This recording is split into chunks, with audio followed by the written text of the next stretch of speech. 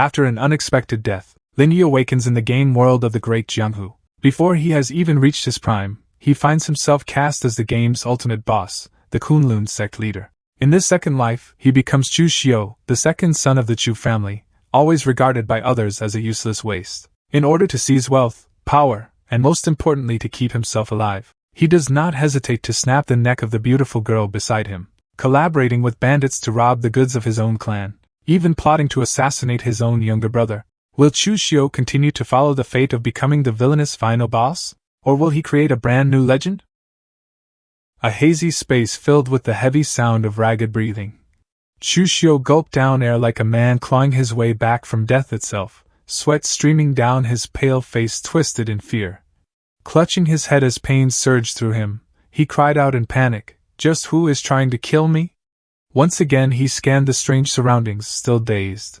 And where on earth am I? The scene rewinds 10 minutes earlier, to a lavish wine banquet filled with laughter, clinking glasses, and endless cheers. At the center of it all was Lin Yi, a rich young master basking in the admiration of his companions. "Young Master Lin, we heard you've been obsessed with the game The Great Jianghu lately?" Surrounded by charming beauties, Lin Yi laughed proudly. "You know me, I've loved martial arts since I was a child." Lifting his wine glass, he spoke with excitement. "It's rare to encounter such a grand and immersive martial arts game. It's absolutely worth playing. Unfortunately, the updates are painfully slow. I've already cleared every storyline available so far." His friends burst out in astonishment. Holy crap, as expected of young Master Lin, clearing the second edition storyline must mean you've logged over 1,000 hours. A powerhouse of the spirit realm, how terrifying. But don't worry, young Master Lin, the official announcement says the third edition arrives next month, and they'll release a holographic gaming helmet too.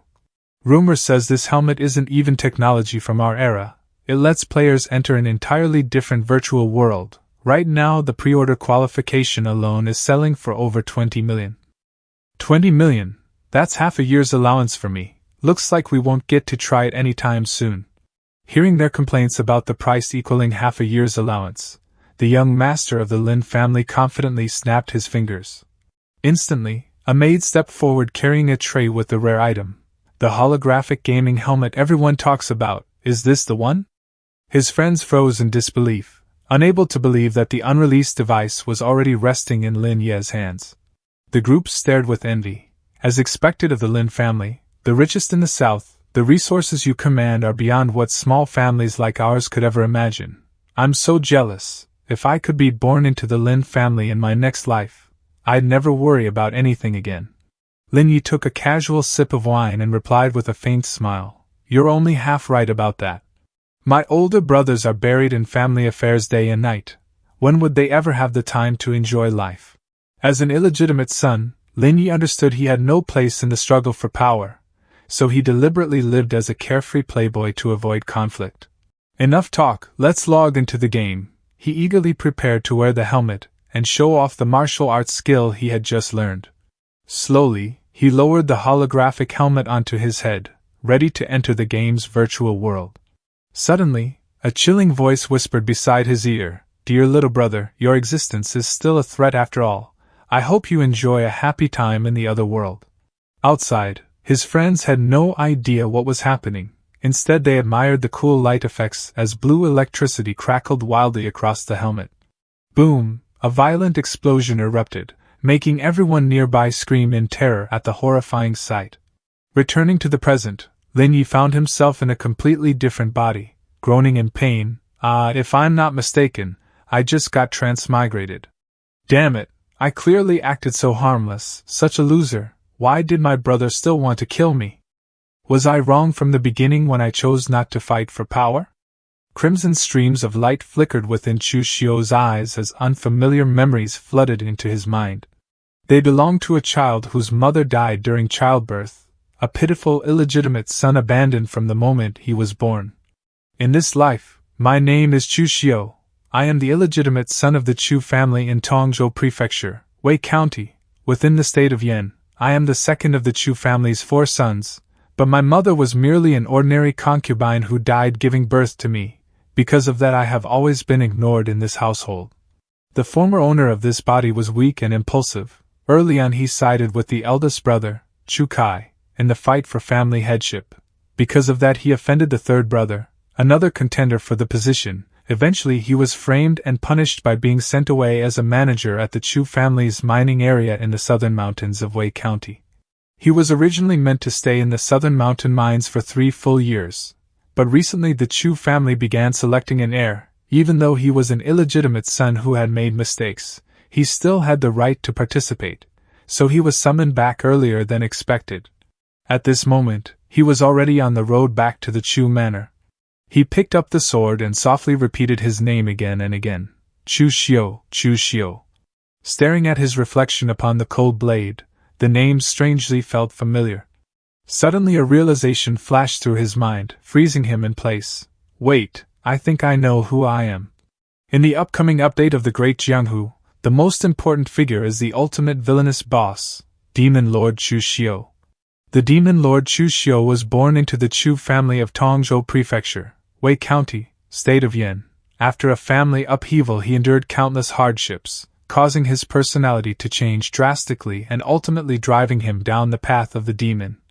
By the end of the story introduction, the Demon Lord Chu Xiu rebuilds the Kunlun demon sect, once glorious 1,000 years ago. Commanding the 4 great demon venerables, he overwhelms the martial world with terrifying demonic flames. Chu Xiu let out a bitter laugh, unsure whether to cry or laugh after realizing he had transmigrated into the very final boss destined to fall. Touching the blade, he wondered whether he was fated to become a legend, and whether the ending of that legend must already be written.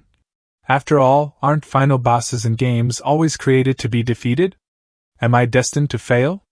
He gazed deeply at the sword in his hand. A ruthless smile slowly formed on Chu Xiu's lips as he thought, if heaven has granted me another chance, then I'd rather kill than be killed. At that moment, the beautiful maid Yue lifted the carriage curtain and asked anxiously, Young master, did something happen? Chu Xiu searched through the original owner's memories about Yue. In truth, she had been planted here by the biological mother of the third brother to spy on him. Ridiculously, he once believed she was assigned by the family and had treated her with great favor. In reality, while Chu Xiu had been exiled to the southern mountain mines, Yue used his name to cause trouble and destroy his reputation. She even secretly incited the miners to riot, attempting to push him toward death. Chu Xiu revealed a sinister smile, gripping his sword as he calmly replied, It's nothing, I just dropped my blade. Seeing that smile, Yue felt chills run down her spine.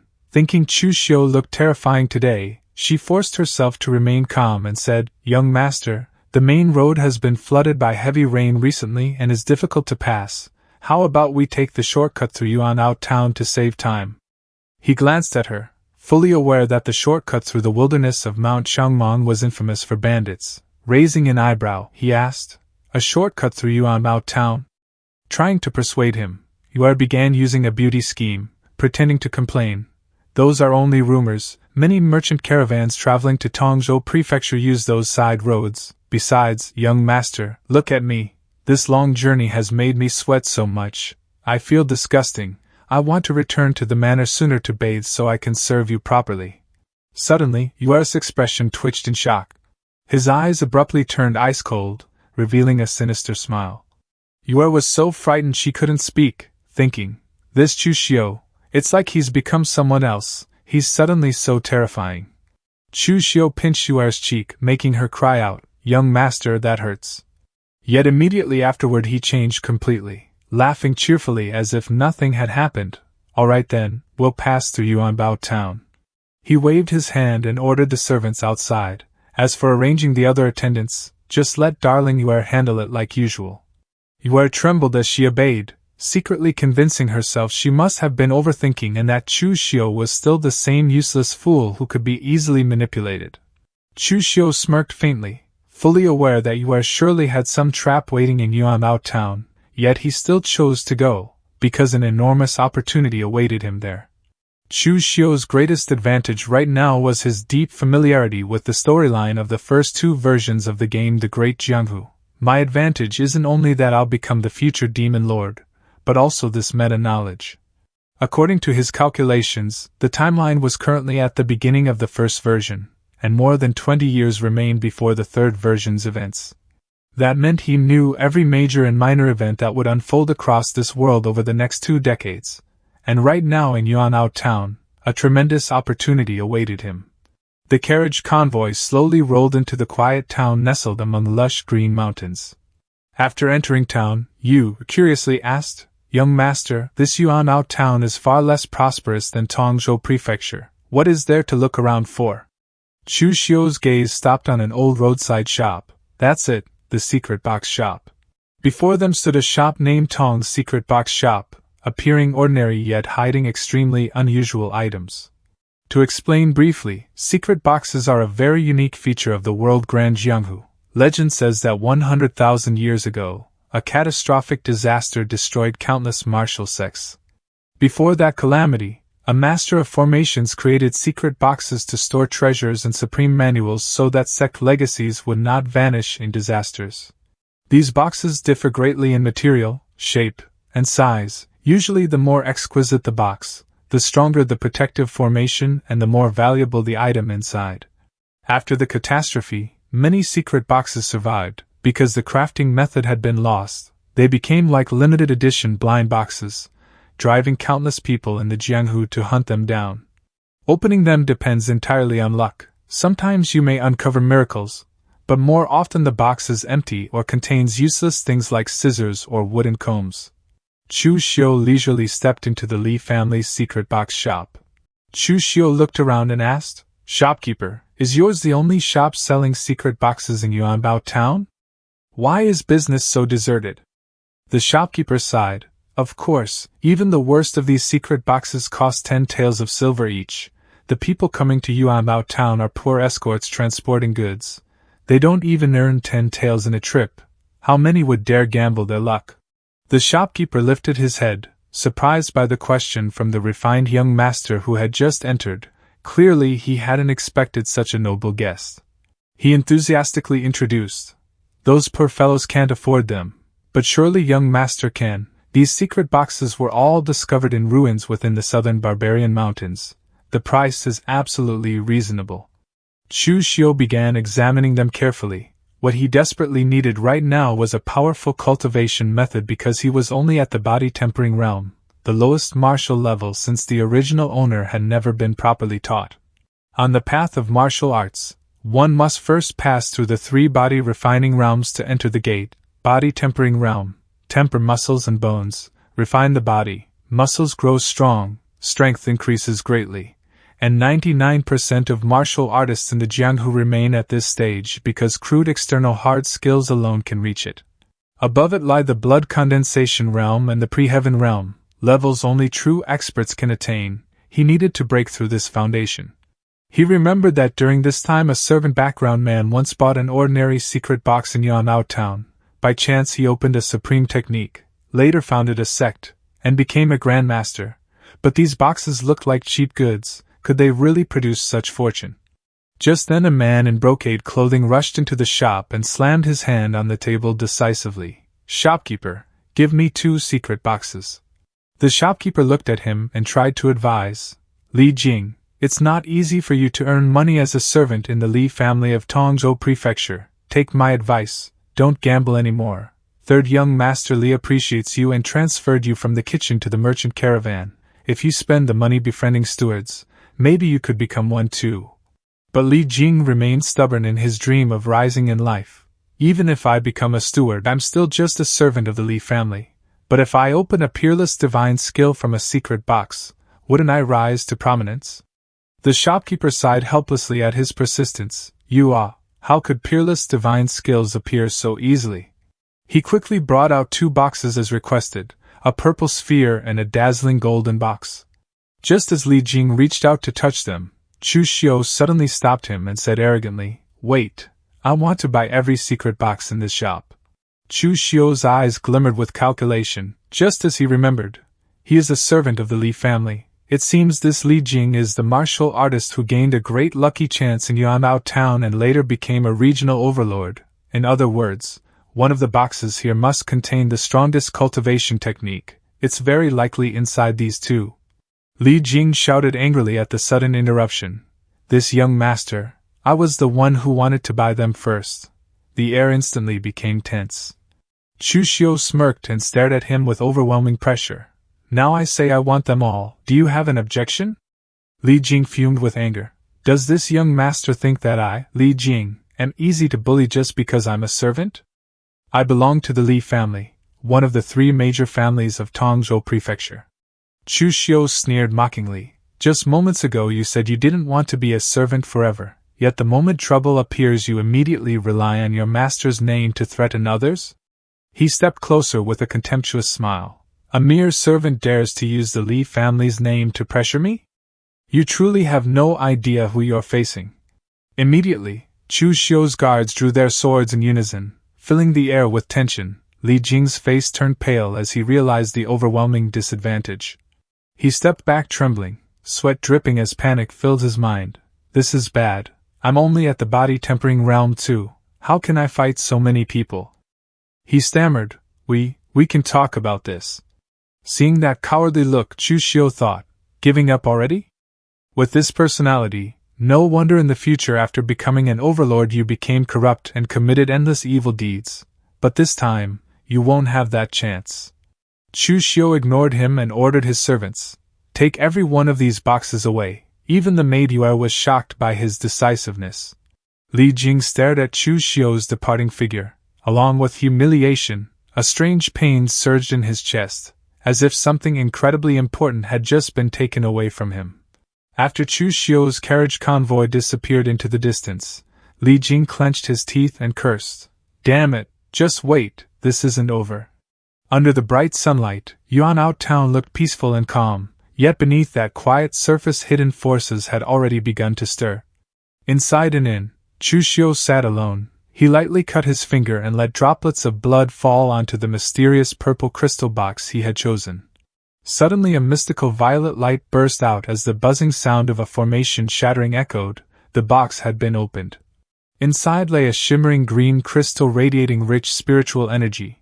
Chu Xiu exclaimed, "This is it." He could barely suppress his excitement. This is the Taoist secret classic pre-heaven power, a 4th transformation cultivation technique. It can cultivate pre-heaven true Ji, resist 100 diseases, regulate emptiness and fullness, nourish the foundation, and make true Qi endless. No wonder Li Jing advanced so rapidly and reached the peak in the storyline. Normal cultivation techniques are divided into 9 transformations. The first transformation is the lowest and the 9th is the highest. The first 3 transformations can serve as inheritance techniques for small sects. The middle 3 transformations are treasures throughout the entire Jianghu and allow someone to establish a sect. The final 3 transformations are controlled by the great sects of the Jianghu. They are extremely rare and precious. Beyond the 9th transformation there are 2 more levels called Supreme and Peerless. But even if I had them now I couldn't cultivate them. Instead, this pre-heaven power can cleanse and refine the body, rebuild the foundation, and it has no age restriction. It is practically tailor-made for me. Chu Xiu clenched the crystal shard tightly, confidence blazing in his eyes. With pre-heaven power, I finally have the foundation to protect myself and face the treacherous struggles inside the Chu family. He looked at the remaining boxes in an excellent mood. There are still plenty of secret boxes left. Hopefully they'll bring me a few more interesting surprises. Meanwhile somewhere else, Li Jing bowed respectfully. Greetings, 7th Lord. The leader of the Li family's merchant caravan, Li Tong. He leisurely drank wine beside a beauty and said cheerfully, "Oh, Li Jing, come sit and drink a few cups. I'll have the innkeeper call more attendants to serve you." Li Jing began complaining bitterly. 7th Lord, someone robbed me in the town just now. I already declared the Li family name, but he didn't take our family seriously at all. Li Tong's expression changed. Oh? Someone dares to touch a member of my Li family? What exactly happened? Li Jing quickly narrated everything in detail, intentionally exaggerating certain parts to provoke Li Tong's pride. Li Tong stroked his beard thoughtfully as he listened. Then he slapped the table confidently. "Don't worry, even a servant of my Li family is not someone those small families can provoke. I'll send people to investigate who exactly dares to be so arrogant." Li Jing was overjoyed and thanked him repeatedly. Half an hour later, A subordinate returned with news. Seventh Lord, we found out, the other party belongs to the Chu family. Li Tong's expression turned serious. Li Jing, this matter is troublesome. Traveling in the Jianghu depends on background, you know it yourself. Among the three major families in Tongzhou, the Shen family ranks first, the Chu family second, and our Li family is the weakest, not to mention me as a mere leader. Even if third young master Li personally came, he couldn't help you. It's better not to provoke trouble. Hearing that, Li Jing felt extremely aggrieved and could only murmur, yes. He hadn't expected even Seventh Lord to be wary of the Chu family. Li Tong suddenly asked curiously, wait, why would a young master of the Chu family come to this remote place? Which young master is he? The answer came, second young master, Chu Xiu. Hearing the name, Li Tong burst into loud laughter. Ha ha ha, Li Jing, I'll handle this matter for you. Clearly he knew something about that young master. Li Jing looked puzzled. Isn't he the second young master of the Chu family? Can we really afford to offend him? Li Tong explained with contempt. If it were the Chu family steward I'd show respect, but Chu Xiu is just trash. Nobody in the Chu family cares about him. He's timid and afraid of trouble. His status is even lower than a steward. He stood up excitedly. Let's go meet that useless second young master. In this tiny place it's rare to find such entertaining fun. He clearly didn't take Chu Xiu seriously. Li Jing still felt doubtful. Timid and afraid of trouble? The person earlier was clearly arrogant and ruthless. Could they really be the same person? He couldn't forget Chu Xiu's eyes. Back to Chu Xiu, he was diligently training his newly acquired martial art inside the inn room. A brilliant green blade arc tore through the air with overwhelming force. He looked at the short blade in his hand with satisfaction. Blade technique blue dragon inside the sleeve, the blade shape is hidden within the sleeve, the blade intent concealed inside the body. When the blade strikes it is like a blue dragon bursting from the sea. The level is at least second transformation. I didn't expect to obtain such a martial skill, truly an unexpected surprise. Chu Xiu silently evaluated. The entire blade technique is simple and easy to learn. Its essence lies only in that ultimate slash when the blue dragon emerges from the sea. Easy to begin, difficult to master, it suits the current me perfectly. Just as he was immersed in training, loud pounding suddenly came from the door. Where is Chu Xiu? You dare rob the Li family's people? If you know what's good for you, come out and confess your crime. Chu Xiu paused and narrowed his eyes toward the door. Li Tong and his men barged straight into the inn, shattering the calm atmosphere and throwing the hall into chaos. Chu Xiu, get out here right now. Li Jing quickly pointed upstairs confirming, the one up there is Chu Xiu. Li Tong shouted, Chu Xiu, you act quite bold, daring to touch my Li family's property. Hand over the secret box you stole from Li Jing and kneel to apologize, otherwise you know the consequences. Chu Xiu slowly walked down the stairs with an expression of perfect calm, seemingly indifferent to the noisy crowd below as he replied, what if I don't hand it over? One of Li Tong's lackeys mocked loudly. Seventh Lord asking you to return the item and apologize is already giving you face. Otherwise, with just your few people here, don't even dream of leaving Yuanbao town alive today. Facing the threat, Chu Xiu showed no fear at all and instead revealed a mysterious smile. Make me unable to leave Yuanbao town? Hee hee. Blue dragon inside the sleeve. Without giving his opponent any time to react, Chu Xiu instantly unleashed the skill he had just mastered. A surge of green true qi erupted violently, swirling around him like a storm about to sweep away everything. The phantom of a mighty azure dragon appeared, terrifying Li Tong and Li Jing to the core. A dull thud echoed as the lackey who had been shouting earlier now collapsed unconscious on the ground. Chu Xiu walked past him casually. Holding the gleaming short blade, Chu Xiu's cold gaze swept across the trembling crowd. I hate being threatened the most. Who else? Yuer was horrified as she hid behind the door, unable to believe that Chu Xiu had actually killed someone without the slightest hesitation. The fat man Li Tong was drenched in sweat, stammering incoherently in the face of this terrifying change in the young master. You actually dare to. Chu Xiu coldly stepped forward, his aura completely overwhelming. Without giving the other party time to react, he closed the distance in front of the fat servant at incredible speed. A razor-sharp dagger was drawn and pointed straight at Li Tong's throat.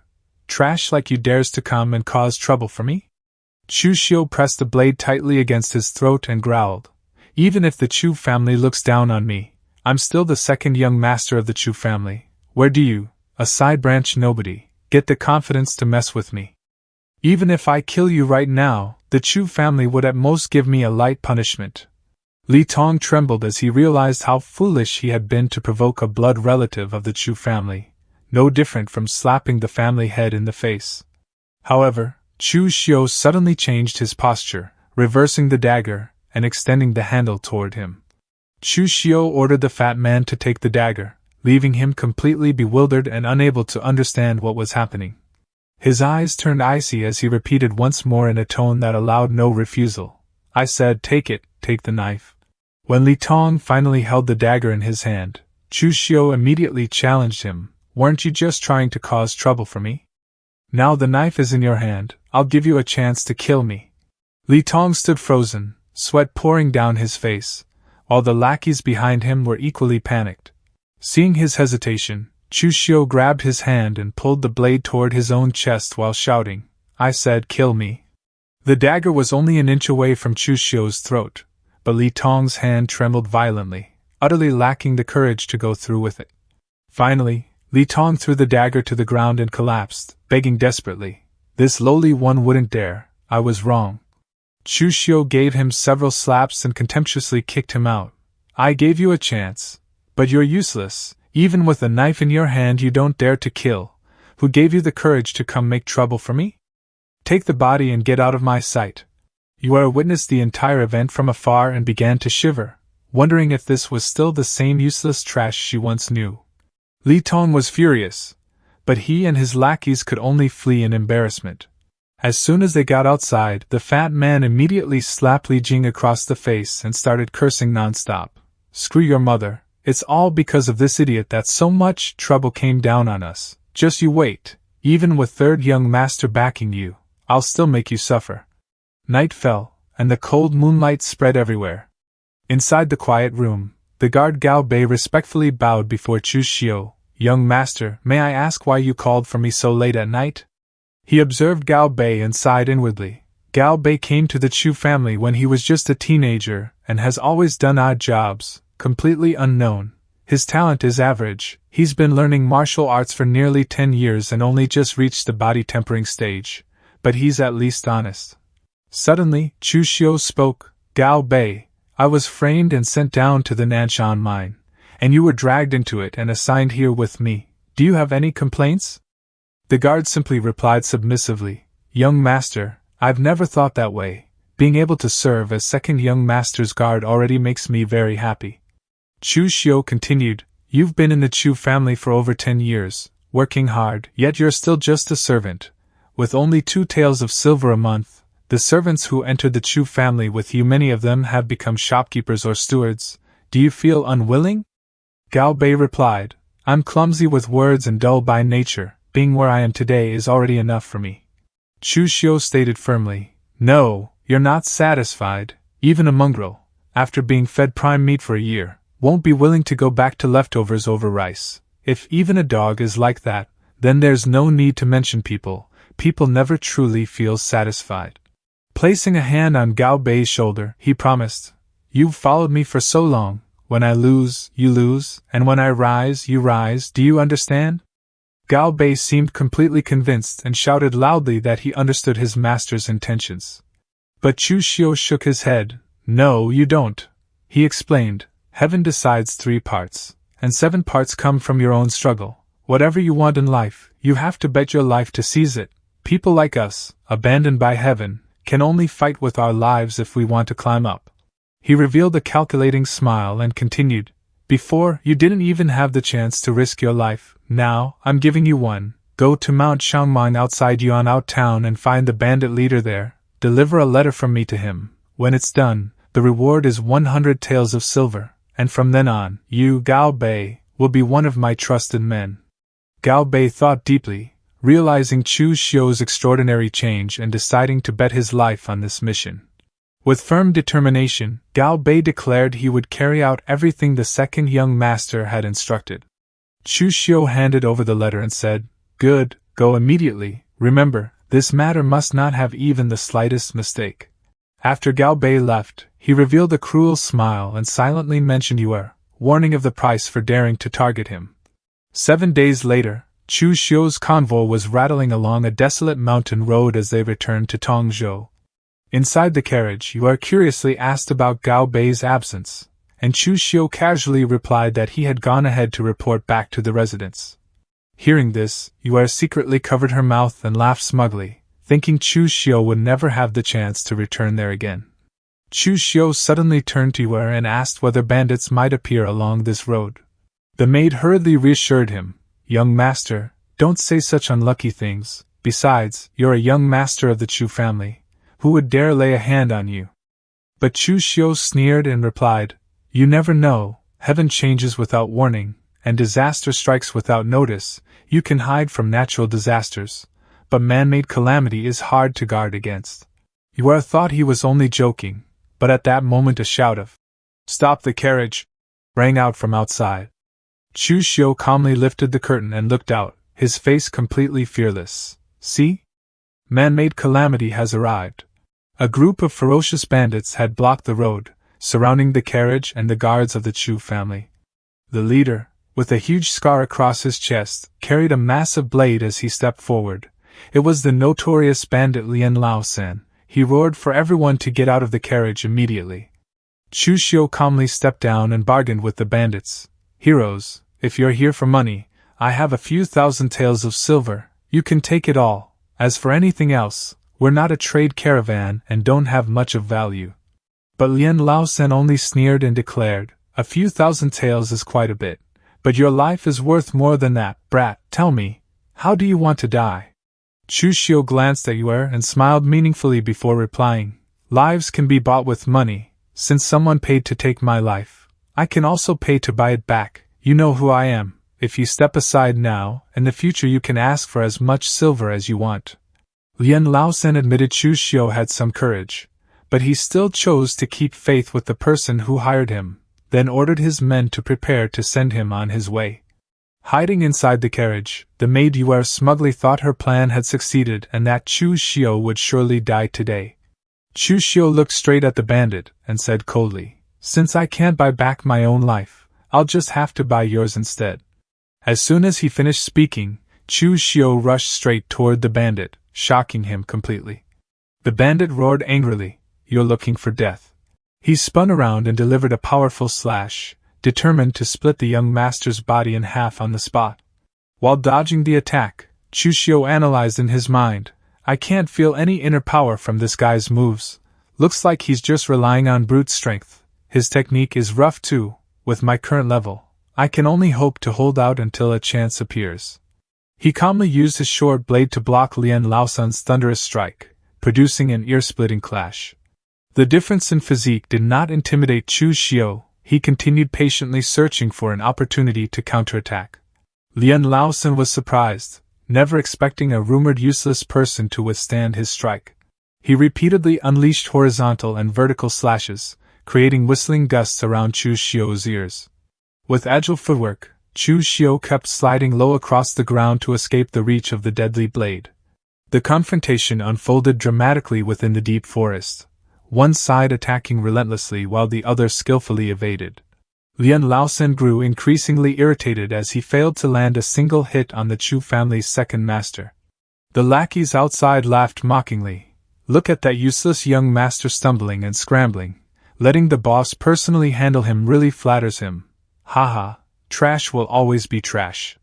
Lian Laosan began to feel something was wrong and cursed inwardly. "Damn, this brat is really weird. He looks pathetic.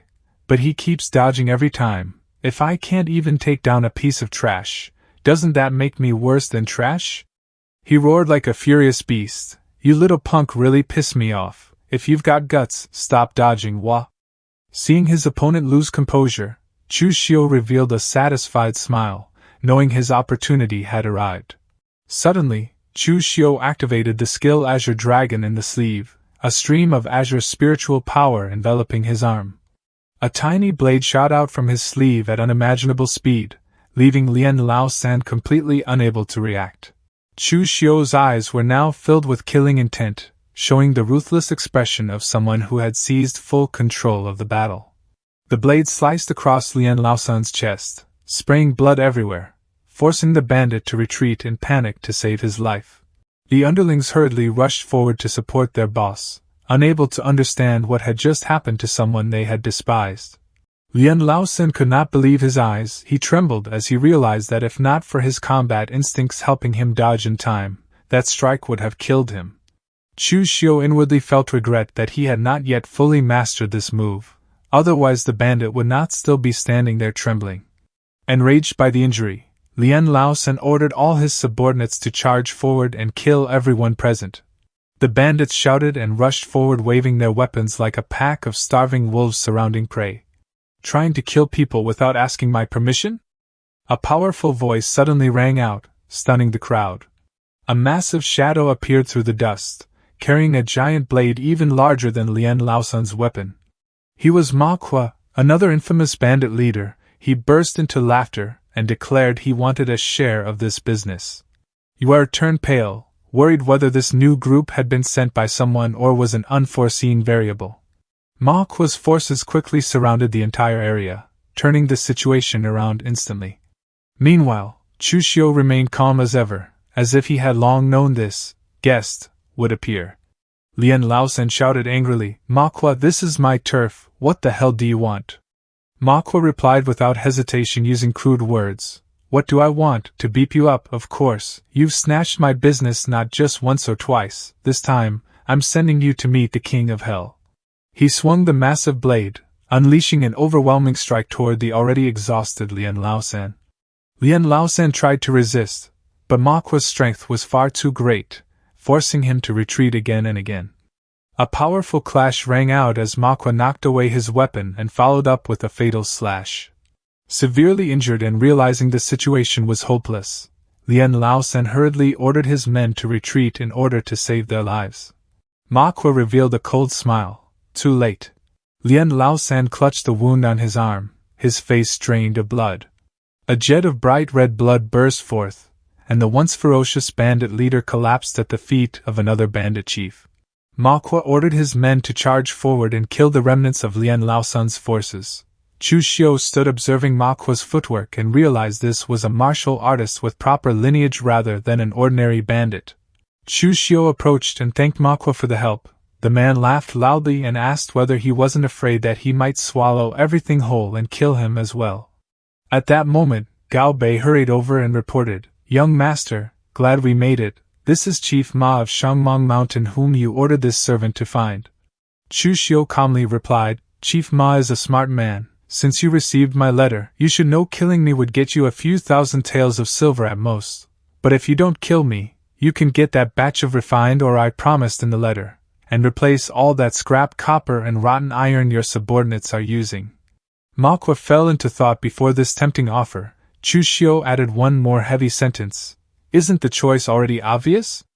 Looking at Lian Laosan's corpse, Chu Xiu thought to himself, "Second concubine is vicious, she won't show any mercy, even to an illegitimate son like me who has almost no chance of inheriting the position of family head. From the moment you suggested taking the small path, I guessed that she had bribed bandits to borrow a knife to kill a man. Heh, if she can spend money to have bandits kill me, I can use bandits to protect me." Manhwa still had some doubts and asked, "You really didn't lie to me? As far as I know, those ores are very important to your Chu family. You're willing to give them to me?" Chu Xiu replied coldly, "Someone in the Chu family wants me dead. Why should I care about the supplies for them?" Chu Xiu produced a document and continued, "This is my warrant. Use it to get a batch of ore at a low price. Be quick, while I am still the steward." Manhwa laughed loudly, saying big family affairs were truly filthy, yet he admired Chu Xiu's decisiveness. Manhwa, calling himself Julian, laughed heartily and told Chu Xiu that if he had any profitable deals in the future, he could come find him and he would give acquaintances a discount. Watching Manhwa's departing back, Chu Xiu murmured, "Julian, a bandit with martial arts heritage. I know who he is. Gao Bei has good luck, he actually hired someone with quite a background." Afterward, he turned to look at the carriage and revealed a meaningful smile. Inside the carriage, Yue was terrified, her mind full of questions. Why is it like this? Isn't Chu Xiu trash? How did he easily seriously injure that bandit leader? Also, what was with that group of people later? They actually helped Chu Xiu. Suddenly the carriage curtain was lifted, and Chu Xiu's face appeared, startling her. Yue pretended to cry miserably and asked whether the bandits had already been driven away. Chu Xiu smiled gently. Of course they were driven away, but in his mind he thought, this bitch still wants to keep acting. He lifted her chin and whispered, I'm not dead, you must be very disappointed, right? Yue trembled and denied, young master is joking, it's a good thing the bandits were repelled, how could this servant be disappointed? Chu Xiu's eyes suddenly turned murderous as he grabbed her throat and asked coldly, do you really take me for an idiot? Speak, exactly how much silver did my good second mother spend to hire these bandits? Otherwise die. Choking from his grip, Yue confessed everything. I'll speak, young master, I'll say everything. Second concubine spent 10,000 taels of silver. Chu Xiu released his hand deep in thought. 10,000 taels of silver, what a generous hand. Does my second mother hate me that much? She continued. Second concubine said young master stubbornly stands on the eldest young master's side, and sooner or later would ruin things. Plus, she recently won over the fourth young master, so she wanted to eliminate future trouble once and for all. The Chu family genealogy appeared. Family head Chu Zongguang had 3 wives and 4 sons. First wife, eldest son Chu Kai. Second concubine, third son Chu Xing. Third concubine, fourth son Chu Shang. Chu Xiu was merely the second son of a deceased concubine, his status extremely low. Recalling his previous life, Chu Xiu is an illegitimate son, and the probability of him inheriting the family head position is very small. He thought the eldest son, Chu Kai, had the best chance of winning, so he took sides with Chu Kai early on. But after taking sides, the first wife and Chu Kai no longer took him seriously. They didn't even lend a hand when he was framed by the third brother. He clenched his fists with determination. The Chu Xiu of the previous life was extremely similar to the old Milo's status, and without any means so he gave up the thought of fighting for the family head position early on. In this life, since I have become Chu Xiu and know the plot well, I must fight for the position of the Chu family heir. With the Chu family's resources, at least my cultivation can be faster. Returning to the present, Chu Xiu asked Yue, do you have any evidence of second mother colluding with the bandits? She replied, second concubine sent a confidant directly to find the bandits. The bandits took the money and did the job without asking much. No evidence was left. Yue knelt down begging Chu Xiu to spare her life. Chu Xiu smiled reassuringly. Don't worry, I never kill women. Hearing this, she let out a sigh of relief. But in the very next second, Chu Xiu's shadow covered her. A dry crack sound echoed as, without hesitation, he coldly snapped the neck of the traitorous maid. Looking at Yue's corpse collapsing, Chu Xiu sneered, I lied to you, so naive yet you still dared to be a spy. 7 days later, Wei Commandery, Tongzhou Prefecture, Chu family, a solemn atmosphere filled with schemes and intrigue. Chu Xiu finally arrived before the gate of his family's headquarters. Second concubine, the only daughter of Ding Kaishan, the master of Kaishan Martial Arts Hall in Tongzhou Prefecture, ruthless and vicious. More than 20 years ago, Chu Zongguang put down roots here because he married her. Chu Xiu stepped forward politely. Greetings, second mother, haven't seen you for a year. Second mother has become even younger. She was stunned to see that he had actually returned alive. Her eyes showed suspicion as she coldly asked, where is your maid Yue? Chu Xiu replied with a half-smile, sigh, Yue's body was too weak. I accidentally played her to death. Hearing this provocative answer, she nearly exploded with anger. Inwardly she thought, Yue died? Then regarding her arranging bandits to kill Chu Xiu, does he know or not? Besides, this Chu Xiu seems like a different person. A year ago, he wouldn't dare speak like this. Suppressing her anger, she told him to enter because the family head and the others were waiting. Chu Xiu strode proudly into the main hall and respectfully greeted his father, the uncles, and the other wives. This person is the family head, Chu Zongguang, he started from scratch, relying on a few dozen people, and used over 20 years to make the Chu family one of the 3 major families in Tongzhou Prefecture, surpassing even the Li family, which has been rooted here for over 100 years. Seeing Chu Xiu, he indifferently said, "You're back?" Then he coldly ordered Chu Xiu, "Sit."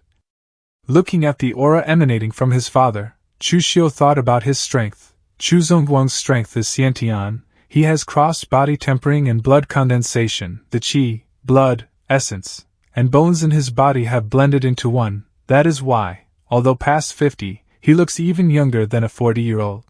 Chu Xiu sat down thoughtfully. He knew his father was obsessed with cultivation and rarely cared about worldly matters or his 4 sons. Ironically, despite so many years of seclusion, his strength had stagnated for more than 20 years. Chu Zongguang solemnly declared before the entire family, "My Chu family has been in Tongzhou Prefecture for over 20 years. Now, we can be considered thoroughly rooted here. These past few days, the children have also grown up. It is time to decide the position of the family heir." Immediately the first wife spoke up to defend her son's interests. "Decide what? Chu Kai is the legitimate eldest son of the Chu family, and his strength is the greatest. Of course, he should be the heir." Second concubine immediately retorted in a provocative tone, "Big sister, what you said isn't right. We aren't royalty where the eldest son must inherit. Naturally, the master makes the decision on such matters. Third sister, don't you agree?" Third concubine could only smile awkwardly and skillfully push the responsibility to her husband. "This servant is just a woman and doesn't understand anything. Naturally, whatever the master says goes." Chu Zongguang shouted loudly to end the argument, "Enough, I have my own plans for this matter. Chu Kai, Chu Xiu, Chu Xing, and Chu Shang all hold parts of the family business. In 1 year's time, whoever makes the greatest progress, the heir position will be theirs. Do you all agree?" The main hall of the Chu family in full view, the atmosphere extremely solemn. Everyone spoke in unison. "This servant agrees." Chu Xiu quietly observed. He secretly evaluated. Several family elders of the Chu family, although they bear the title of elder, actually dare not defy Chu Zongguang's will.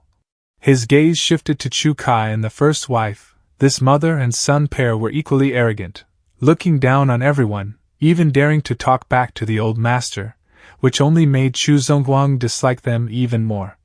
Next was the second concubine, a woman cruel and full of schemes. She was putting all her effort into pushing her son Chu Xing to the position of heir. But unfortunately that son was too incompetent, and didn't even know how to hide his stupidity. In contrast, the third concubine was the truly intelligent one. On the surface she acted as if she wasn't competing, but because of that she had gained Chu Zongguang's favor. The old master also seemed to be very fond of her youngest son Chu Shang. Looking straight at his father, Chu Xiu felt that Chu Zongguang was the most unpredictable person. His mouth always said he was choosing an heir, yet his actions showed he didn't seem to care at all. The first wife objected fiercely. "I disagree. My Chu family is a wuxia family. The heir to the family head must naturally rely on strength. Chu Xiu, don't you agree?" The first wife curled her lips into a triumphant smile. She was certain that Chu Xiu stood on her side, and as long as he objected, the ratio would be 2 against 2. Even if Chu Zongguang favored Chu Shang, he wouldn't dare make it too obvious. But contrary to expectations, Chu Xiu clasped his hands respectfully. "Father must have his reasons for doing this. This son has no objections." The first wife's eyes widened in shock. She couldn't believe that this fellow actually dared to go against her wishes right here. Even the second concubine couldn't understand what was happening. She thought to herself, "Why? I already arranged for someone to assassinate him, yet he still dares to stand on my side?" Chu Kai angrily pointed at Chu Xiu. "Chu Xiu, do you know what you're saying? I'll give you another chance, if you have the guts say it again." Chu Xiu still replied calmly, "Elder brother, is there anything wrong with me listening to father's words? You aren't even the family head yet and you're already meddling so much. In the future we might as well go beg for food." Chu Kai was left speechless. At that moment, Chu Zongguang slammed the table and shouted, "Enough! I'm not dead yet. This matter is decided. No one is allowed to argue anymore." Seeing his father had spoken, Chu Xiu seized the opportunity and stepped forward. Since father has set the rules, shouldn't you share some of the family business with me as well?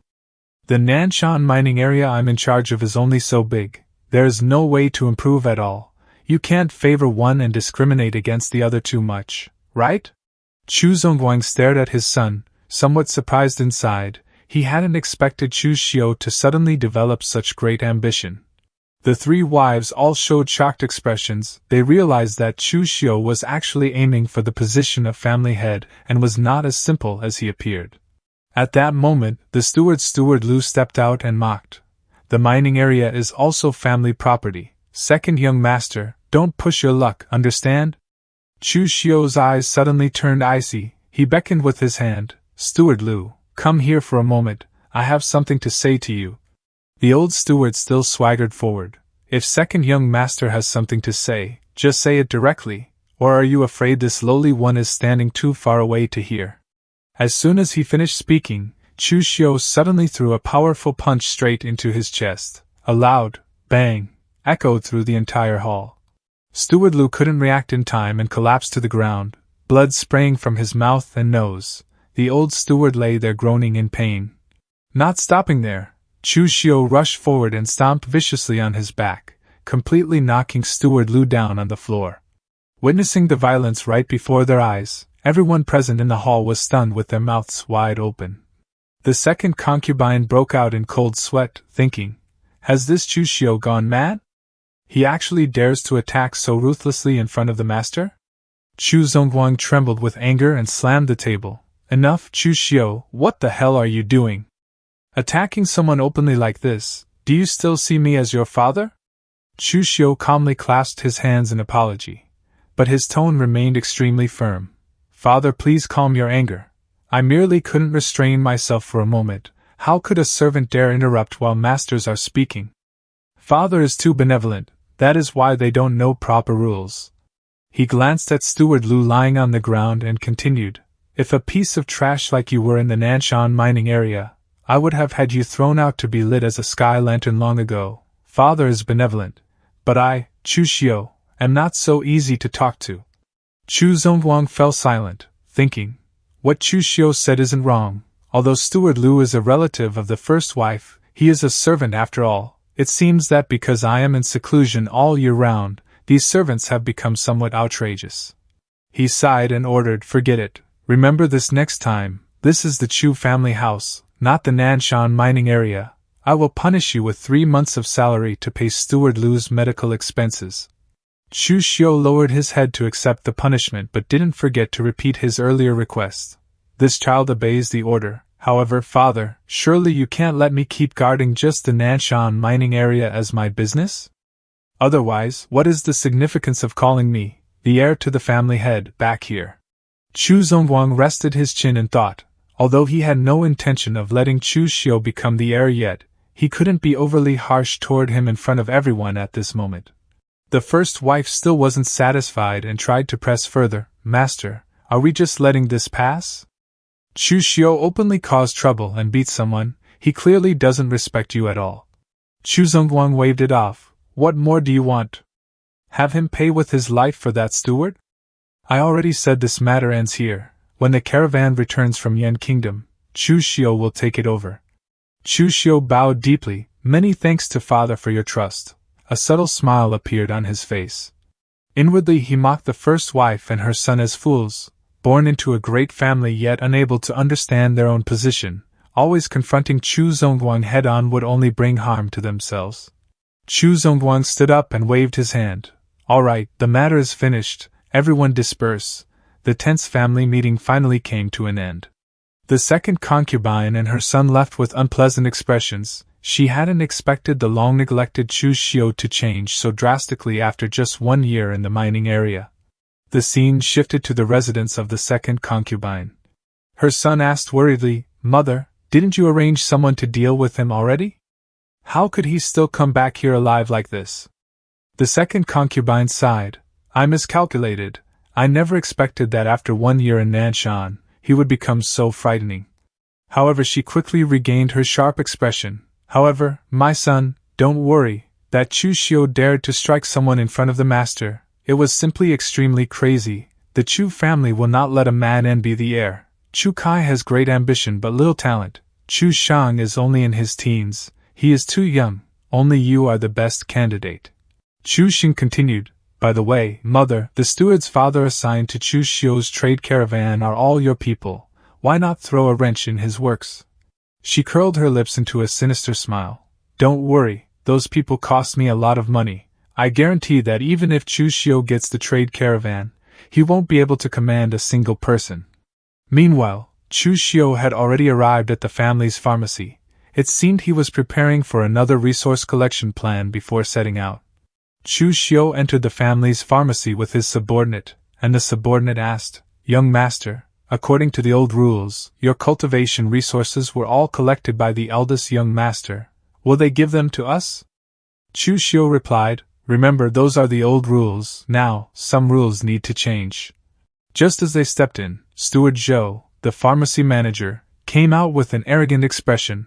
What an honored guest. The second young master has never stepped into the pharmacy before. What brings you here today?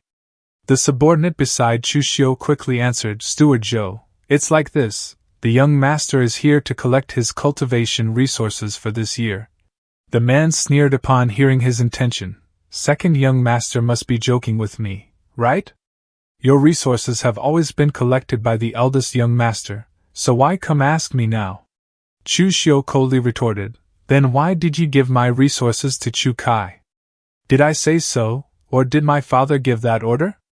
Steward Zhou still joked, If second young master isn't satisfied, go ask the eldest young master. Venting anger on me is a bit excessive.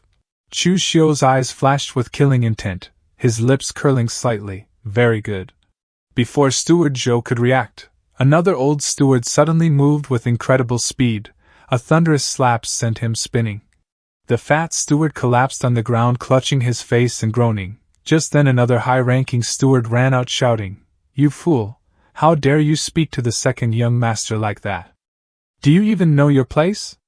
That steward slapped Steward Zhou and scolded harshly, Shut up immediately, it's not your place to speak here. Turning to Chu Xiu, he immediately changed to a humble tone. My subordinate was ignorant.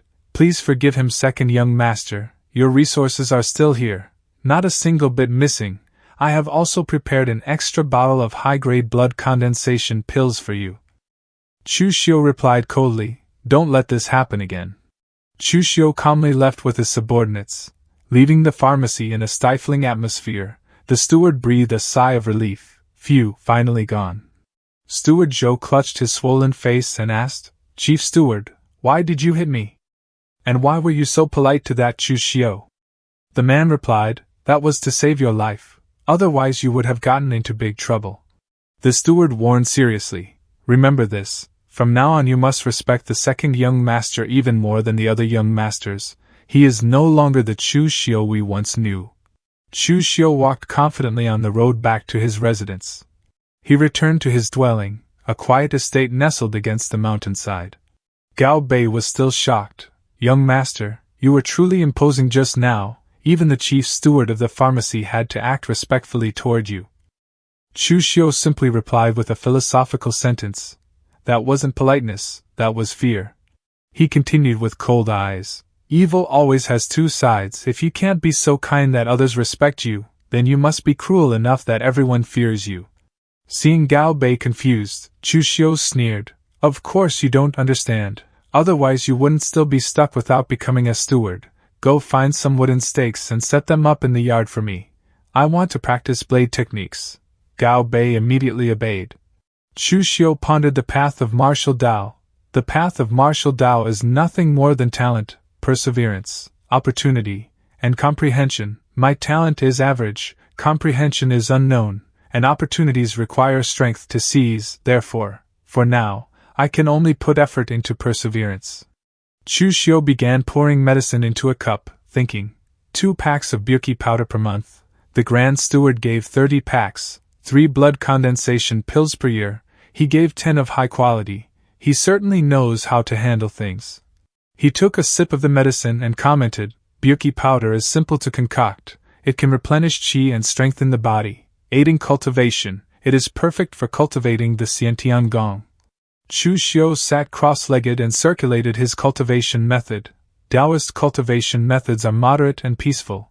The more one cultivates, the more abundant one's energy becomes. In this aspect, it far surpasses other cultivation methods. A deep blue aura of spiritual energy surrounded him. The next morning, Chu Xiu ended his training. After a night of cultivation, the meridians have circulated automatically. The 8 channels are all unblocked. My body already possesses the true qi of Xiantian Gong. The result is truly not bad. His eyes became sharp. Next is blade practice. Holding the blade in his hand, he evaluated. My current blue dragon inside the sleeve only has the blade form but lacks the blade intent, so I must practice the most basic blade swings repeatedly.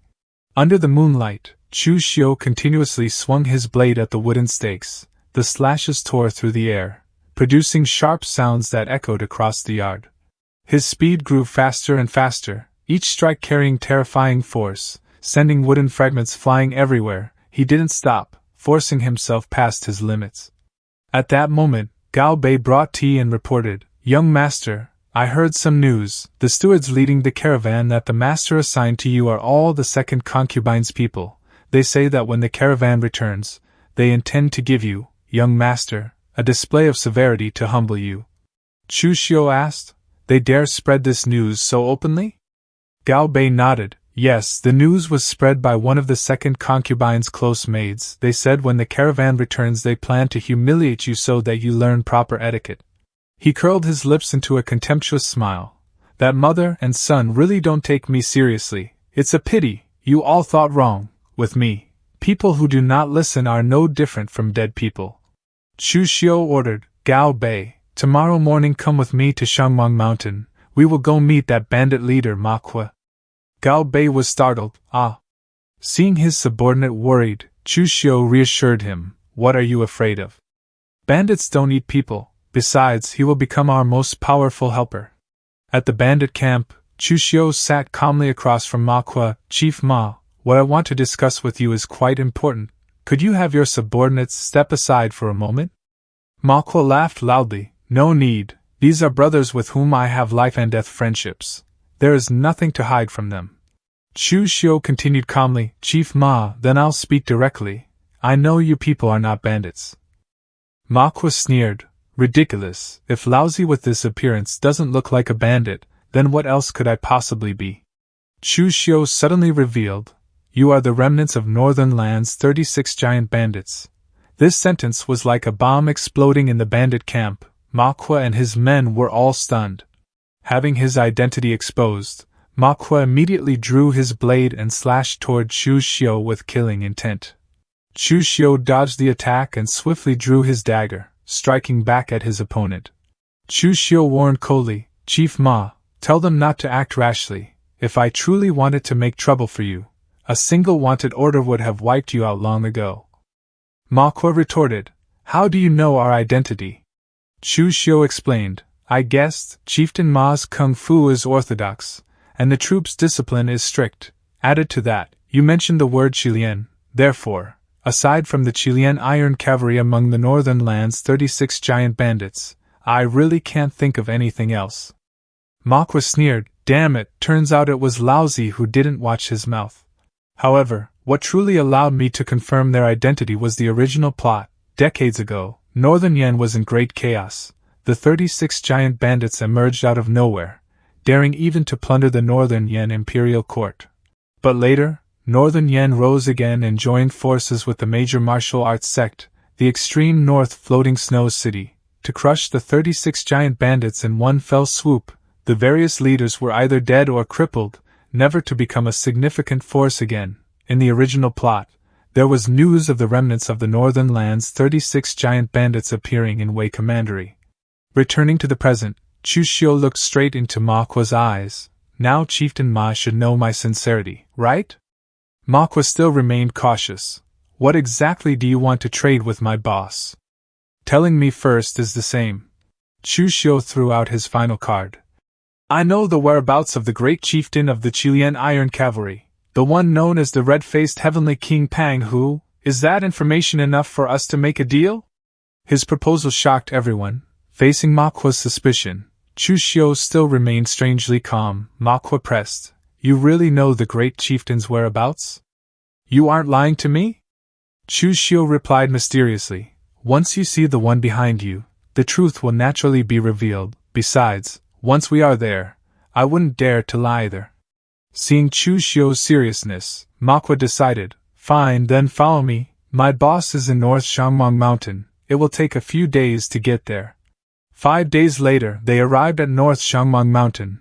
A fortified stronghold appeared among the overlapping mountains.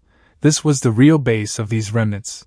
Inside the main hall of the stronghold, Manhwa explained, "After arriving in Wei Commandery, Big Brother established a base here. For safety, we built a smaller bandit camp outside as well. Wait here for a moment, I'll go report." Chu Xiu replied, "All right." A moment later, Manhwa returned with a burly man whose aura was oppressive. Manhwa introduced, "This is Han Bao, once the personal guard of the great chieftain." Han Bao examined Chu Xiu with sharp eyes. "Is it you who says you know the great chieftain's whereabouts?" Chu Xiu secretly evaluated, "Peak of the blood condensation realm. This man is far stronger than me." However, he still calmly answered, "Correct." Han Bao didn't like beating around the bush and shouted, "Stop the nonsense, say it straight, what exactly do you want? If you ask for an outrageous price, don't blame me for being ruthless." Chu Xiu remained relaxed. "This information is a meeting gift for Chief Han. As far as I know, after the great chieftain Pang, who was seriously injured by the Northern Yan court, he is currently hiding and recovering in the desolate mountains of Liaodong Commandery in the north." Han Bao was stunned. "Is that true?" Chu Xiu thought, "I didn't expect those small background details in the game setting to be so useful." He continued, "If Chief Han doesn't believe me, you can send someone to Broken Soul Valley in Liaodong to check. There are secret codes left there by Great Chieftain Pang." Chu Xiu's confidence began to shake Han Bao.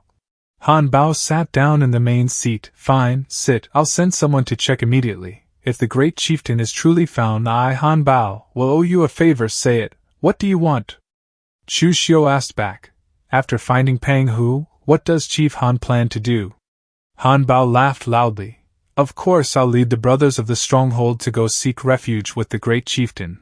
A simple plan very much in the style of bandits." Chu Xiu shook his head. "Wrong. The great chieftain is recovering from injuries. If you all rush there, you'll only make him more dangerous because his whereabouts could be exposed. He might not even allow you to follow him. What you should do now is accumulate money, provisions, and cultivation resources to prepare for his rise in the future." Han Bao pondered. "We'll talk about that after finding the great chieftain. Now tell me what your intention is." Chu Xiu looked straight at him. "I want to cooperate with you to make money." Hearing about profit, Han Bao's eyes lit up. "Something that good? Explain in detail." He began to be drawn into Chu Xiu's negotiation. Chu Xiu analyzed. "In Shangmong Mountain there are many bandit groups constantly robbing caravans, forcing them to take long detours or hire many guards. Your job is becoming harder and harder, right?" Han Bao admitted, "That's right, so what should we do?" Chu Xiu proposed a protection scheme. "Without rules, we make our own rules. As long as caravans hand over a portion of their profits, they will be escorted safely through the mountains. This benefits both sides." Han Bao wondered, "Wouldn't that make me the enemy of all the bandits here?" Chu Xiu smiled meaningfully. "This entire mountain range only needs one voice. Could it be that Chief Han isn't confident in suppressing those mixed rabble?" Han Bao sneered. "Of course I am. If not for my old injury not healing yet, I would have cleaned up those pieces of trash long ago." Chu Xiu was slightly surprised. "I didn't expect this guy used to be a Xiantian expert. I underestimated him." This fact made Han Bao even more valuable in Chu Xiu's eyes. Han Bao pressed, "Hey kid Chu Xiu, you've offered such a good idea. What exactly do you want?" Chu Xiu replied, "Very simple. I also have a caravan from the Chu family. I want it to pass here without obstruction. In addition, I want Chief Han to help me kill a few people." Han Bao sneered, "The first condition is fine. But if you want me to be your hired killer, then that little bit of information isn't enough." Chu Xiu continued, "Of course I can give you even more than that. I will provide advanced information about caravans passing through, so you will never return empty-handed." Han Bao felt quite satisfied after hearing this. Sounds pretty good. Chu Xiu added another move. Soon I'll report a Chu family caravan to you as a meeting gift. Han Bao was stunned. Robbing even your own family's caravan? What exactly do you mean? He didn't expect Chu Xiu to be this ruthless and decisive. Chu Xiu corrected coldly. That is the Chu family's caravan, not my caravan. Hearing this, Han Bao laughed with great delight. Good. He thought to himself, when it comes to viciousness, we can't compare to these disciples of aristocratic families. They are actually so ruthless to their own people. Chu Xiu stood opposite with an extremely calm demeanor. He said that if there was any news in the future, they could just use carrier pigeons to send messages. Outside, the Chu family's caravan was already bustling as they prepared to depart. Everyone had to stay highly focused because this trip was by no means simple. Chu Xiu walked out together with Gao Bei, his face cold as he stared straight ahead and asked angrily, "Who allowed you to leave?" Steward Zhang Quan hurriedly ran over and bowed, his face full of excitement as he introduced himself. "This servant is Zhang Quan, the caravan steward. Greetings, second young master." Chu Xiu continued to ask, "Who is in charge of this caravan right now?" Zhang Quan replied, "Of course, it is under your charge, second young master." But Chu Xiu showed no courtesy at all and immediately questioned him. "Since it is under my charge, then who allowed you to load the cargo and set off just now? How much silver did the last batch of goods sell for? What was brought back? What is being transported in this batch? Have you ever discussed these with me?" This Zhang Quan was still very stubborn. He laughed it off and explained, "Second young master, please forgive me. Because you were not present, I asked for instructions from the family head before acting. Time waits for no one. Rest assured, second young master, there will be absolutely no problems with this trip. If there are any mistakes, I am at your disposal." After hearing this, Chu Xiu merely smiled. He patted the steward on the shoulder and said meaningfully, "Well done, Steward Zhang. I hope you will not regret this decision." The steward bowed and forced a smile. "Thank you for the praise, second young master. Working for the Chu family, this servant will never regret it." Zhang Quan watched his back with a disdainful expression. He was confident that he had traveled this route countless times, and since he belonged to the third young master, there was nothing to fear. Chu Xiu turned around and left, not forgetting to give the steward one final good luck before sending him to his death. Immediately afterward, he ordered Gao Bei to inform Han Bao of the caravan's route and exact departure time. The Chu family's caravan quietly entered the narrow trail, unaware that a bloody trap was already waiting ahead. On the road, several servants began whispering, "Old Zhang, you've offended the second young master to death. I heard that after returning from the mining area, the second young master is different." "Of course I know, but don't forget, we are the third young master's people. Aren't you afraid the second young master will deal with us? The Chu family is a great clan and must follow rules. We haven't broken any rules, so Chu Xiu can't touch us." The subordinate still felt uneasy. His instincts told him that this matter was definitely not as simple as it appeared. Zhang Quan was still arrogantly giving orders to the subordinates. "Everyone remember, if we really encounter bandits, drop the goods immediately. Lives are more important than anything, yes." As night fell, the full moon hung high above the mountain peak. The steward told everyone to continue a little farther to find a cave to rest in. But before any cave could be found, the bandits had already appeared with blazing torches, blocking the caravan's path. Zhang Quan shouted in panic, "It's bandits, run quickly!" His face turned pale with fear. The scene instantly fell into chaos. The servants threw away the cargo carts and scattered in all directions to save their lives. Han Bao stepped out holding a massive saber, blocking Zhang Quan's retreat with a cold smile. "Steward Zhang, where do you think you're going?" Zhang Quan stammered. You were prepared?" Han Bao said coldly. "Zhang Quan, right?" "Young Master Chu Xiu asked me to pass you a message, Steward Zhang. Have a safe journey to the afterlife." The image of Chu Xiu with his cold eyes appeared in Zhang Quan's mind. He began to feel regret, but it was already too late. "No!" His desperate scream rang out as Han Bao's sharp blade swung down.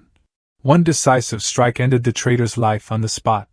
Han Bao looked at the corpse at his feet and ordered his men to check the cargo. He was curious about how valuable the gift Chu Xiu had given him was. Bad news flew back to the Chu family that very night. The caravan has been robbed. All branches please report to the council hall immediately to discuss matters. Chu Xing and second concubine walked while discussing. Mother, do you think this matter has anything to do with Chu Xiu? Steward Zhang and the others just offended Chu Xiu, and then something happened. I don't know, logically speaking, Chu Xiu shouldn't have the guts. Besides, he doesn't have the ability to hire the Shangmeng Mountain bandits.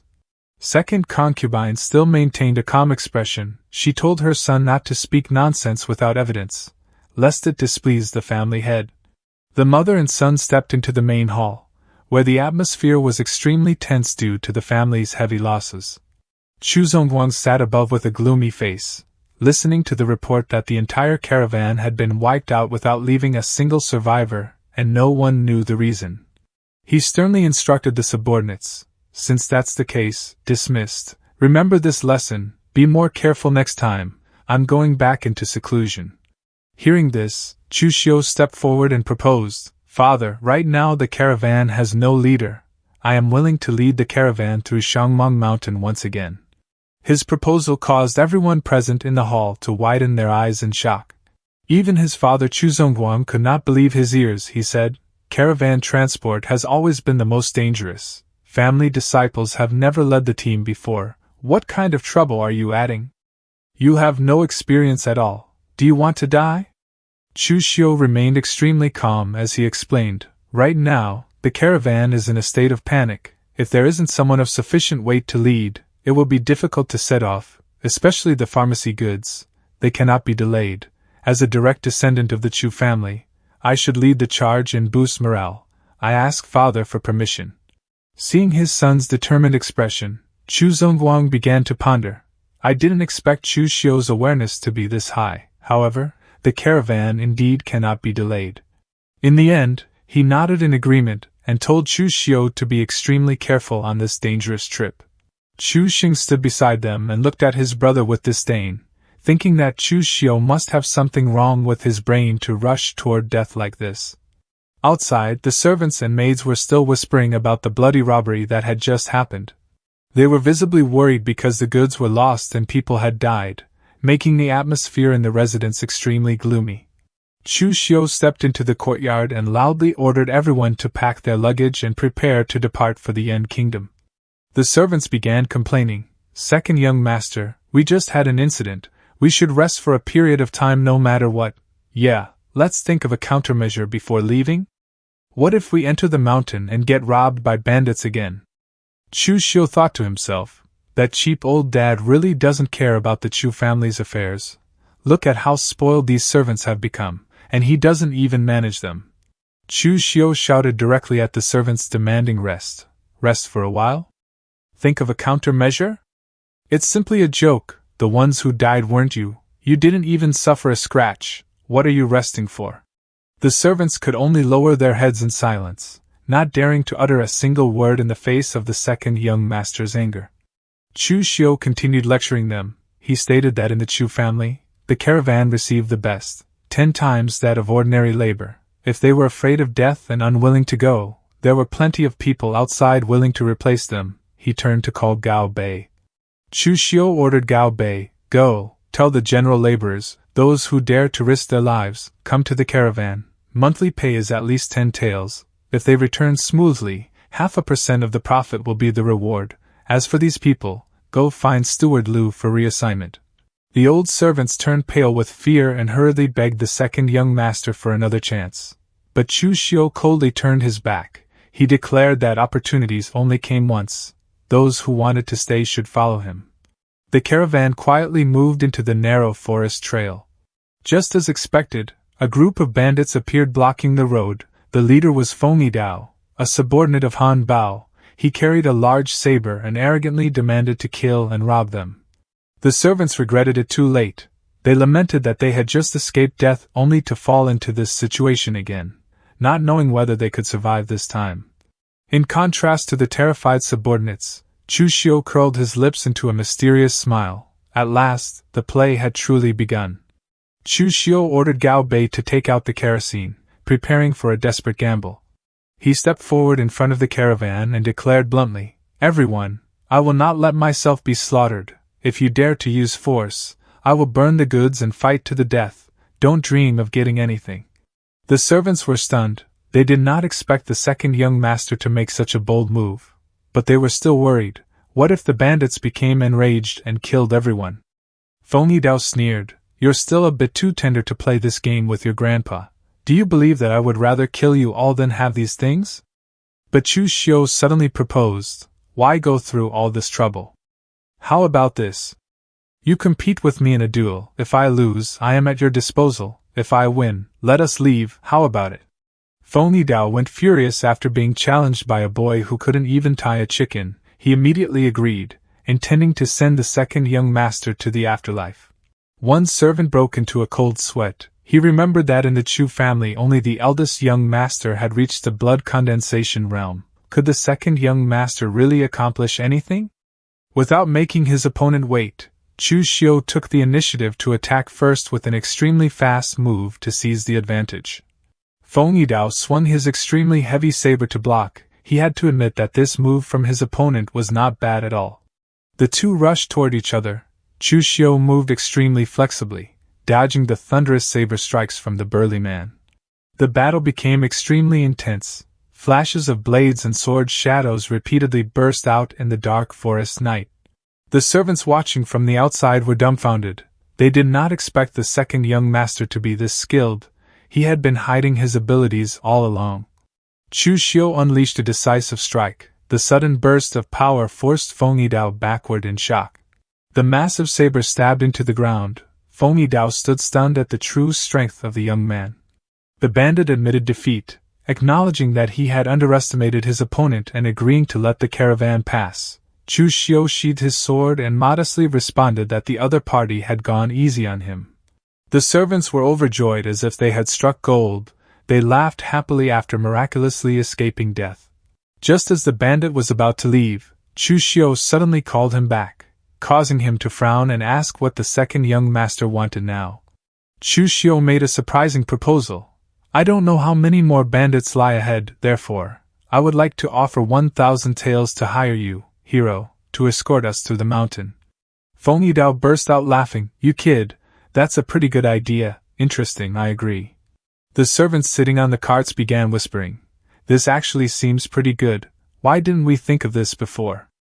Exactly, if we took the main road, not only would it take an extra month, but the costs would also be much higher than this.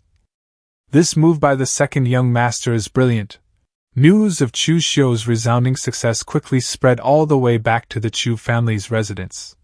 In the hall, Steward Chen reported to the family head, "Just like that, the second young master made a round trip from the Yan kingdom in 10 days. Chu Zongguang pondered, his voice slightly worried. "This kid is too adventurous. What if the bandits didn't respond to soft or hard tactics? Also, what if that group of bandits didn't have the strength to escort them?" Old Chen also had to admit that the second young master's luck was extremely good. Because of this incident, a new rule was established. Bandits could be hired as escorts to pass through the mountains safely. Old Chen continued, "Actually, all 4 young masters are very good. If the family master is willing to give up researching that thing and teach them, my Chu family can definitely stand shoulder to shoulder with the Shen family." But Chu Zongguang dismissed it. "Old Chen, do not speak nonsense. You know exactly how much of a price I paid for it. I will absolutely not give up."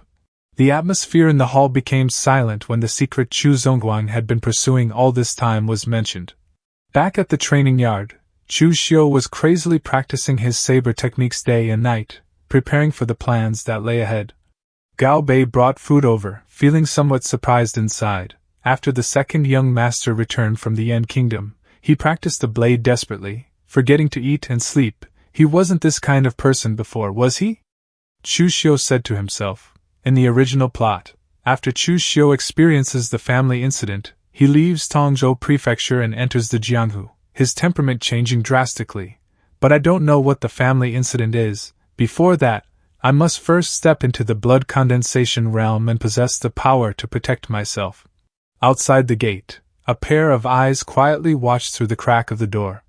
From outside, Chu Xiu stood observing with jealous eyes. He saw his elder brother's status rising like a kite in the wind, something that directly threatened his own power.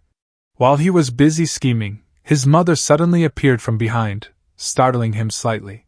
Chu Xiu angrily told his mother that they could not let the caravan remain in Chu Xiu's hands forever. She also agreed but clearly knew that the family head would not easily hand it over to her son right now. Chu Xiu came up with an idea.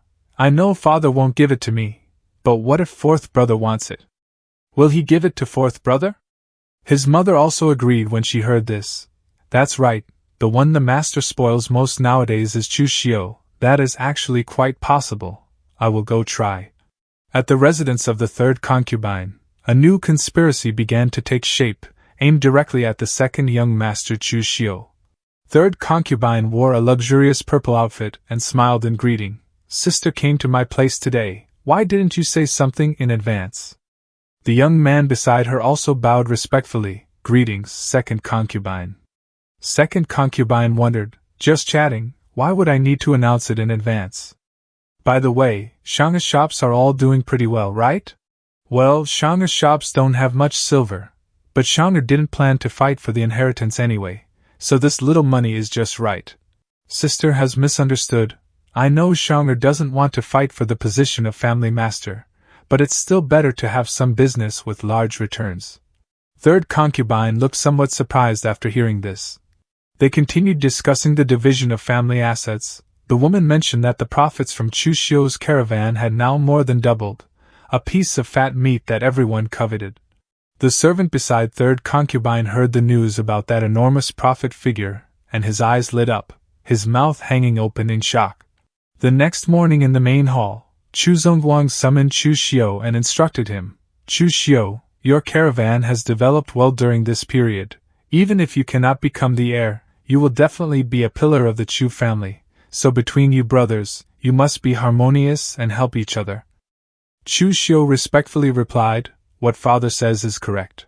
Hearing his father say that the two brothers must live harmoniously and help each other, Chu Xiu could only laugh secretly in his heart. He understood too well that the so-called harmony in this family meant being ready to stab each other in the back at any moment. Chu Zongguang got straight to the point. It is good that you can think this way. I want to give Chu Shang some experience, so I prepared to swap your caravan with the shops under Chu Shang's name. Do you agree? He hesitated and replied, this.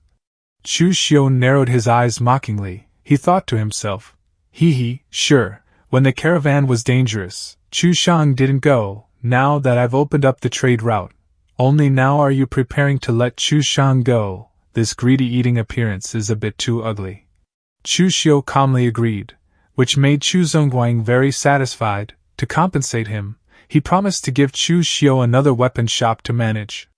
Not stopping there, Chu Zongguang even showed obvious favoritism by assigning Lin Xian, one of the strongest experts of the Chu family, to accompany and protect Chu Shang on the upcoming journey. Chu Xiu looked at his father's blatant favoritism with a cold feeling in his heart. He thought to himself, Lin Xian, one of the two strongest guest elders of the Chu family, blood condensation realm, this bias is too obvious. We are both sons, I'll just say be careful, this gap isn't just a tiny bit. Chu Shang happily thanked his second brother for yielding. Chu Xiu also played along, pretending to remind his younger brother that the roads were distant and dangerous, and that he must be extremely careful. Chu Xiu's eyes suddenly flashed with danger. He thought to himself, you brought this upon yourself. What I hate most is someone daring to touch what belongs to me.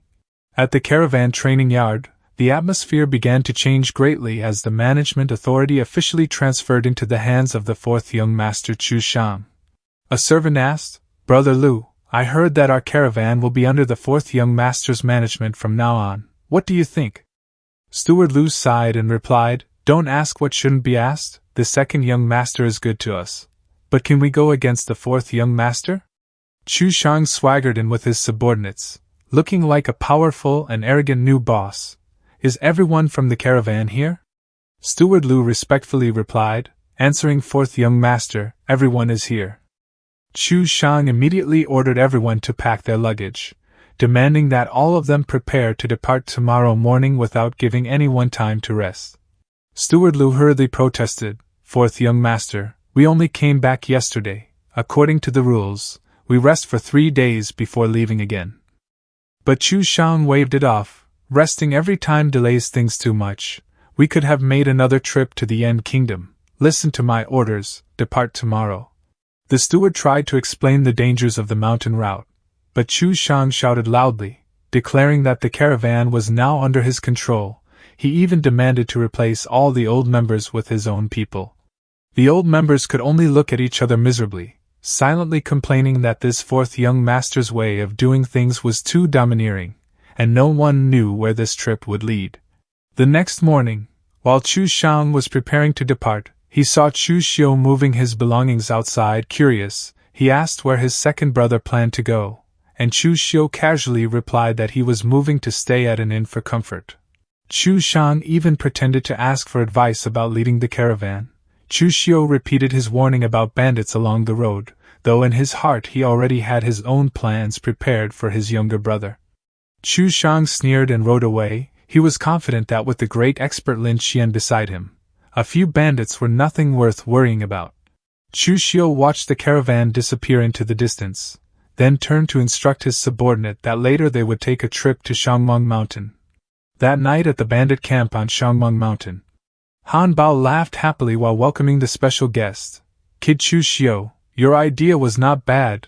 Now North Shangmeng Mountain is entirely my territory, and the profits have increased tenfold. Today let's have a good drink. We won't stop until we're drunk. Chu Xiu refused the invitation to drink, saying he had come to ask Boss Han for a small favor. Han Bao asked curiously, "Oh, who do you want to rob and kill?" Chu Xiu coldly spat out 4 words, "My fourth brother, Chu Xiang." Han Bao stared in shock at Chu Xiu's request. He thought in horror, this Chu Xiu's way of doing things is really quite wicked. Twice he has robbed and killed people from his own family, and this time it's even his own biological brother. After pondering for a moment, Han Bao finally said, "All right, just like last time, kill the leader and leave the rest?" Chu Xiu began outlining the plan. Kill all the leaders. This time there is also a blood condensation realm martial artist, so Boss Han will need to take action personally. Of course, my fourth brother cannot be killed. After all, he is my biological brother. Han Bao thought to himself, he's your biological brother, yet you still want me to rob and kill him. But Chu Xiu curled his lips. However, he makes me, his older brother, very unhappy, so just cripple him. Even Han Bao broke into a cold sweat after hearing that. He thought that for martial artists, being crippled was indeed more painful and humiliating than being killed. Chu Xiu added another reminder, "Boss Han, my fourth brother is my father's most beloved son. If he dies, this North Shangmeng Mountain will never have a day of peace." Han Bao sneered, "Kid Chu Xiu, I'm not slandering your Chu family, but with your father's meager strength, it's simply not enough to look at. Once my injuries heal, I would even dare to fight against Shenbai, the family head of the Shen family in Tongzhou Prefecture." Next, Chu Xiu made another proposal. "Boss Han's injuries haven't fully healed yet. I think it's better not to cause trouble. Additionally, I would like to invite Brother Ma and his subordinates to come to Tongzhou Prefecture to help me. Rest assured, the silver will definitely not be little." He thought to himself, "Currently, I have no one available under my command. Gao Bei is loyal, but too cowardly. Manhwa is meticulous despite his rough exterior. He'll definitely be a great helper." Han Bao asked, "Aren't you afraid of others finding out that you're colluding with bandits?" Chu Xiu replied calmly, "It doesn't matter. Brother Ma has only made a move in South Shangmeng Mountain a few times. People in Tongzhou Prefecture have never seen him. I will recruit them gradually, which won't arouse suspicion." Han Bao then turned to ask his subordinate if he agreed. Ma Kuo immediately agreed enthusiastically. He said staying in the camp all the time was boring and this was a good opportunity to go out and stretch his legs a bit. Han Bao asked the most important question about the timing of the attack. Chu Xiu answered firmly that they would wait until Chu Xiang's caravan was on its way back before taking action. After the agreement was settled, Han Bao ordered a grand feast prepared and declared that today they would not stop drinking until everyone was drunk to celebrate the new job. The next day, Chu Xiu and his subordinates set off back to the residence, quietly preparing for the next steps in his plan to bring down his younger brother. On the road, they suddenly encountered Feng Yidao returning to the bandit camp. He looked at his colleague and asked curiously, "Manhwa, what are you dressed up like that for?" Manhwa pointed toward the person beside him and said, "Young Master Chu needs people on his end and hired us to go over and help. Has your side not opened for business yet?" Feng Yidao laughed and replied, "According to young Master Chu's intelligence, a Luo family merchant caravan will be returning from the state of Yin. As a result, we arrived too early." Chu Xiu stepped forward and asked, "Chief Feng, is the Luo family you mentioned the small Luo family from Shuangfeng town?" Feng Yidao nodded in confirmation. "Yes, it's that small family. The intelligence was all given to you by young Master Chu. Don't you know it yourself?"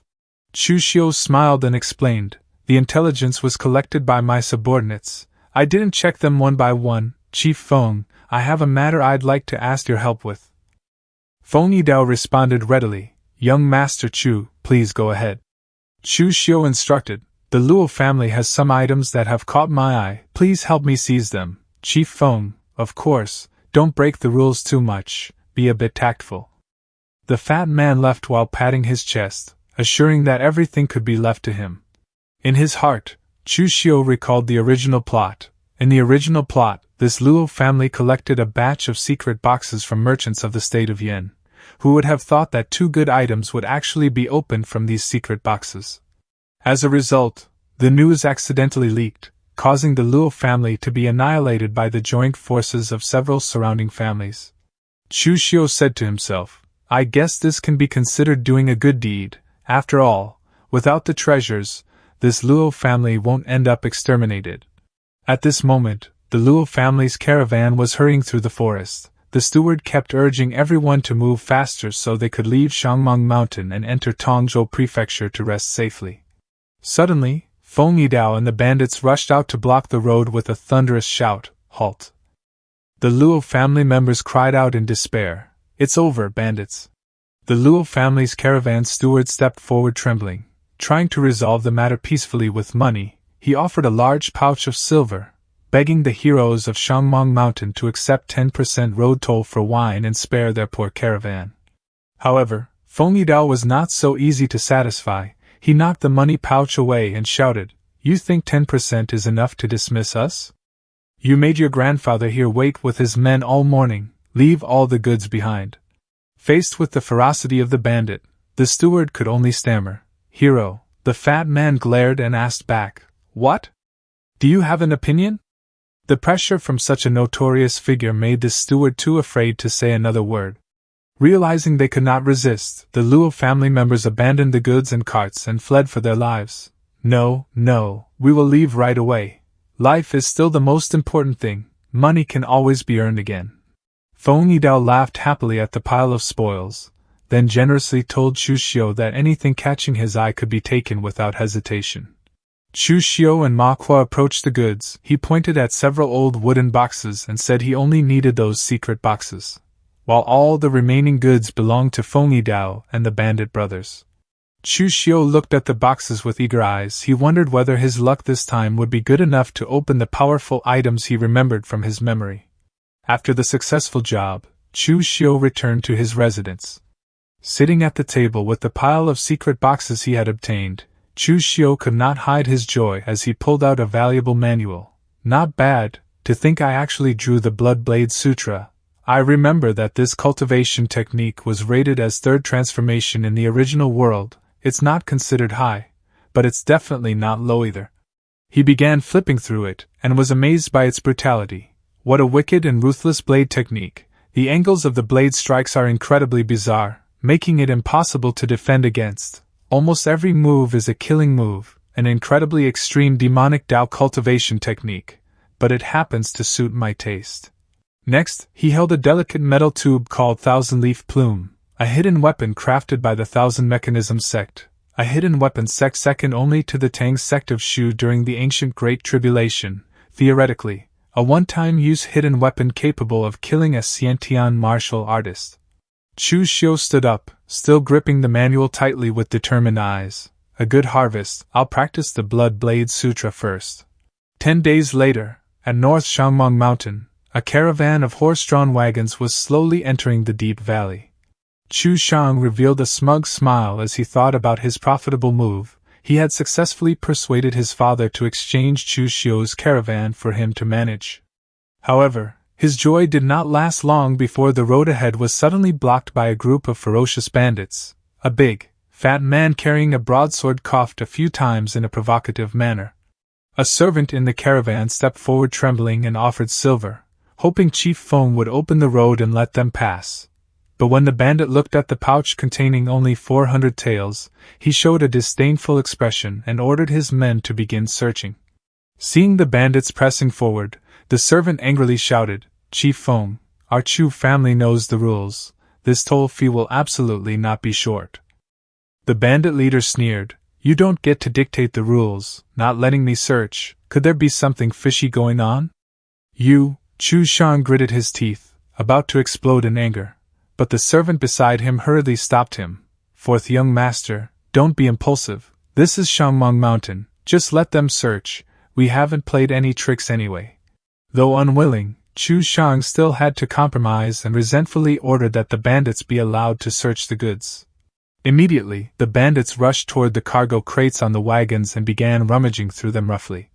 After examining them, the leader laughed slyly and claimed that this batch of goods was worth at least 6,000 taels, meaning the toll fee should be 600 taels rather than 400.